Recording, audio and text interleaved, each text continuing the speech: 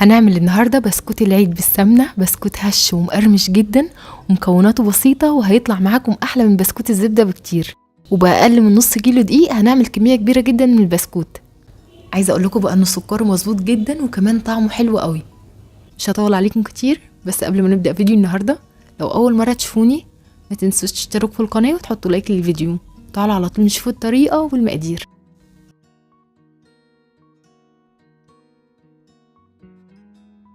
تعالوا اول حاجه نبدا بالمقادير. هنحتاج 3 كوبايات ومعلقه كبيره دقيق. بالنسبه لنوع الدقيق اللي انا استخدمت دقيق كحك وبسكوت. لو مش متوفر هنستخدم دقيق جميع الاغراض. الدقيق بتاعنا لازم ننخله كويس جدا، والدقيق كمان هيكون عليه رشه صغيره جدا من الملح. وهنحتاج كمان كوبايه من السكر البودره وزنها 165 جرام. المكونات كلها هتلاقوها مكتوبه في صندوق الوصف بالجرامات وبالكوبايه. والسكر بتاعنا لازم ننخله كويس جدا قبل الاستخدام. هنحتاج كمان 2 بيضة في حرارة الغرفة. هنطلع البيض من التلاجة كده قبلها بربع ساعة ونسيبه لحد ما ياخد حرارة الجو. وهحتاج كوباية سمنة وزنها 200 جرام. بالنسبة بقى للسمنة، السمنة هتكون ساقعة، يعني مش متجمدة ولا سايحة، يعني نحطها في التلاجة كده قبل الاستخدام، نحطها حوالي ربع ساعة كده وبعدين نطلعها نشتغل بيها على طول. وهحتاج كمان معلقة صغيرة ممسوحة من البيكنج باودر وزنها 4 جرام. وهحتاج ربع كوباية حليب هننقص منها معلقتين، والحليب يكون في حرارة الغرفة. و4 معالق كبيرة من بودرة الكاستر، ولو مش متوفر عندنا كاستر هنستخدم نشا. 4 معالق كبيرة وزنهم 40 جرام.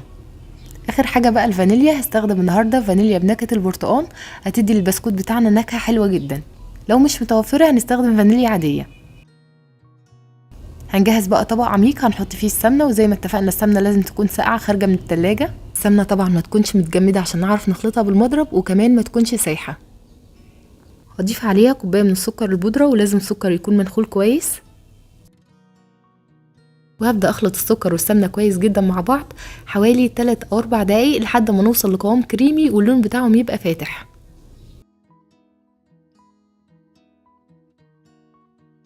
من وقت للتاني بنرفع المضرب بتاعنا وبننزل جوانب الطبق عشان المكونات كلها تختلط مع بعض كويس وتكون كلها بنفس القوام.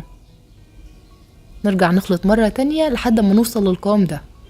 شايفين القوام بتاعهم بقى كريمي جدا وكمان لونهم فاتح.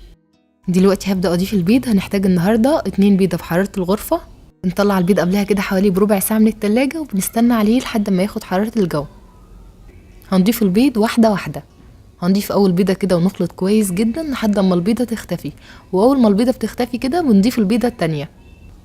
هضيف بقى البيضة التانية، وهضيف كمان ظرف فانيليا بنكهة البرتقال، ولو مش متوفرة هنستخدم فانيليا سايلة او فانيليا عادية. هنضيف بقى البيضة التانية ونخلط كويس جدا لحد ما البيضة تختفي تماما. بعد كده هبدأ اضيف الحليب. هنحتاج النهاردة ربع كوباية حليب ناقص معلقتين كبار، يعني ربع كوباية هناخد منها معلقتين كبار. هنضيف الحليب ونخلط كويس جدا. نقلبهم بقى كده كويس مع بعض لحد ما الحليب يختفي مع باقي المكونات، وبعدين بنوقف تقليب.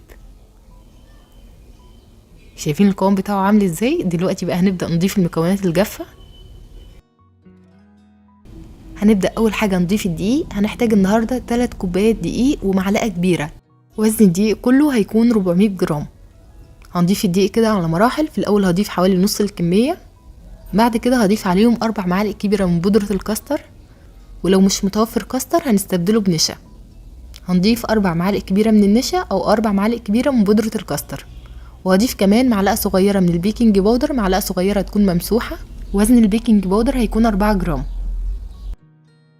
وهبدأ اقلب المكونات دي بالراحة جدا كده من فوق لتحت من غير معجن خالص.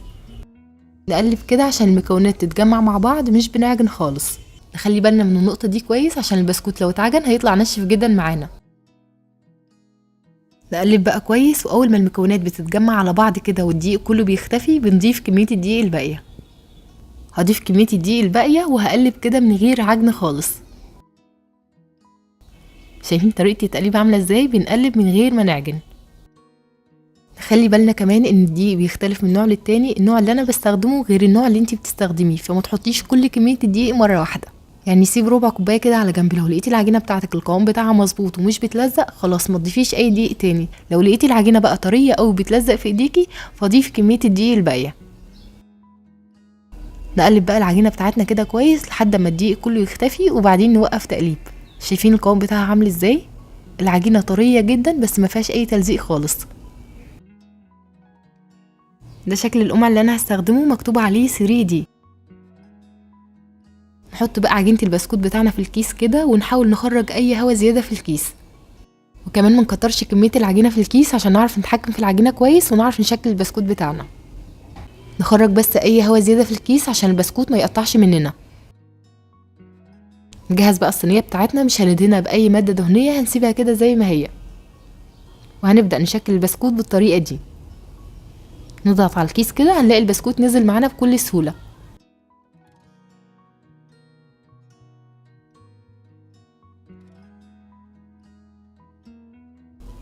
وبعد ما بنشكل البسكوت بناخد سكينه وبنحاول نظبط جوانب البسكوت بالشكل ده.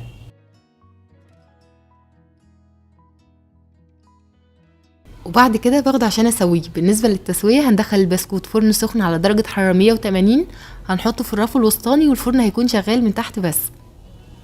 هياخد في الفرن 25 دقيقه او 30 دقيقه بالظبط وهنلاقيه استوى.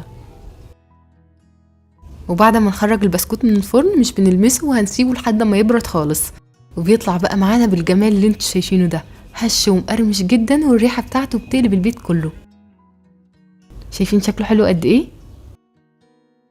عايزه اقول لكم كمان انه سكره مظبوط جدا وطعمه حلو قوي. جربوه بنفس الطريقه كده وانا متاكده ان هو يعجبكم. هسيب لكم كل المكونات بالجرامات وبالكوبايه مكتوبه في صندوق الوصف. وبس انا كده خلصت فيديو النهارده، بتمنى الفيديو يكون عجبكم واستفدتوا منه. ولو اول مره تشوفوني ما تنسوش تشتركوا في القناه وتحطوا لايك للفيديو، واشوفكم على خير ان شاء الله في فيديو جديد. مع السلامه.